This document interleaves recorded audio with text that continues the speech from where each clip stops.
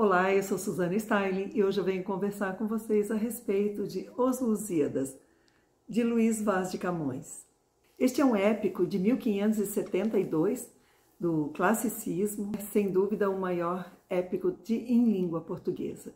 O que se entende por épico é uma extensa narração em versos.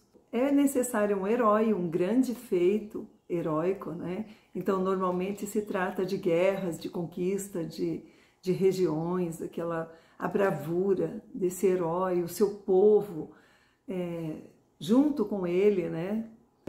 Exaltando e principalmente a ajuda dos deuses. E é exatamente o que a gente encontra aqui em Os Lusíadas.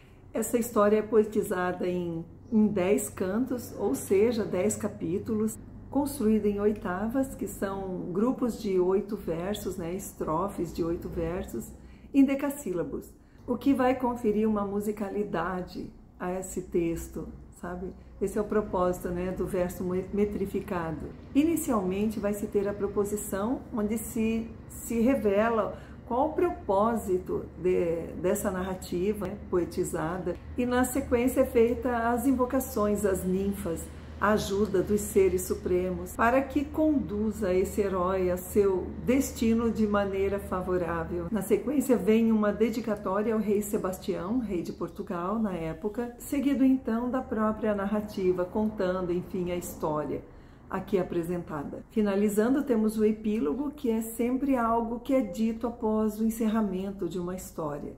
Então, esse vai ser o fechamento, né, de Os Lusíadas. Então, aqui se tem tudo que é necessário para a construção de um épico.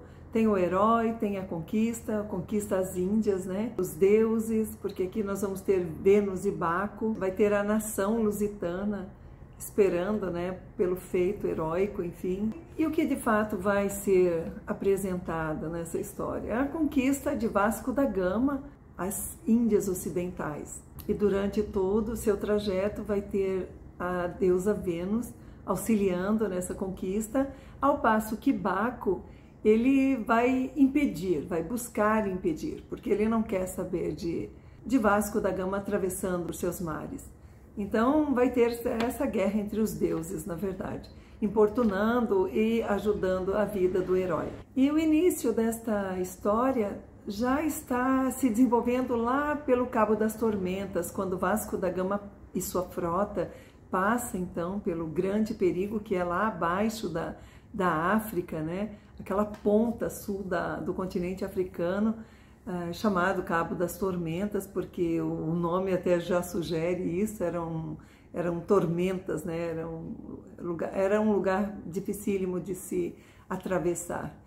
Então ele já tinha passado pelo grande perigo desta travessia e já contava um rei como havia sucedido essa travessia. Aqui vai ter também uma referência à rainha morta, que é a Inês de Castro, uma galega que era amante de um príncipe português. E é contado que quando este príncipe foi lutar em uma guerra, ele acaba perdendo essa mulher que amava tanto, porque o seu pai, o rei, não permitia esse relacionamento. Ele mandou matar Inês de Castro. Quando esse príncipe retorna, ele acaba descobrindo então o que tinha acontecido com a sua mulher e manda desenterrar o corpo de Inês para que ela seja coroada rainha. E até eu fui buscar um pouco mais saber sobre essa história, e aconteceu lá no século XIV. A Inês de Castro de fato existiu, ela era sim esposa já, inicialmente amante, mas depois ela casa às escondidas, né, com esse príncipe de Portugal. Eles acabam tendo filhos e ela não era aceita pelo rei, né, o pai do príncipe. E acontece de fato esse assassinato, e quando esse rei de Portugal falece, o então príncipe viúvo acaba se tornando o rei Dom Pedro I, não é aquele Dom Pedro I, imperador do Brasil. Isso é uma história muito anterior a Dom Pedro I do Brasil. Então, Dom Pedro I, rei de Portugal, ele manda exumar a Inês de Castro. Enfim, ele faz com que ela tome posse daquele reino mesmo de forma póstuma, né? É uma história chocante e causa assim grande impacto na gente. E essas e outras referências, curiosidades vão vindo aqui que é óbvio, você não teria como saber, né, do que estão falando. Eu particularmente não entenderia nada do que eu li se eu não tivesse buscado auxílio, né, externo. Então, ele se distancia muito pela questão mesmo cronológica, né, a questão do tempo, 500 anos se passaram, então a gente não tem como saber do que se fala ali. Para aquele momento, as coisas teriam muito sentido quando ditas e lidas, né, mas para nós, assim, depois de tanto tempo, até mesmo a linguagem mudou muito, a própria língua portuguesa, ainda em definição, em construção, acaba acontecendo esse distanciamento natural. Então, assim, é muito interessante você ler os Lusíadas, mas tendo essa busca, né, externa, você tem que pesquisar um pouco para saber do que é dito. Tem nessa edição aqui da Princípios, que eu apresentei para vocês, alguns esclarecimentos nas páginas finais, e é muito interessante isso, que eles vão clareando, né, o nosso entendimento, mas ainda assim, outras histórias, outras coisas que vão se fazendo referências aqui, não fica fácil para a gente entender o que se está de fato dizendo, né? Então, aquilo, uma consulta externa é imprescindível para você ter a compreensão desse grande clássico, Os Lusíadas.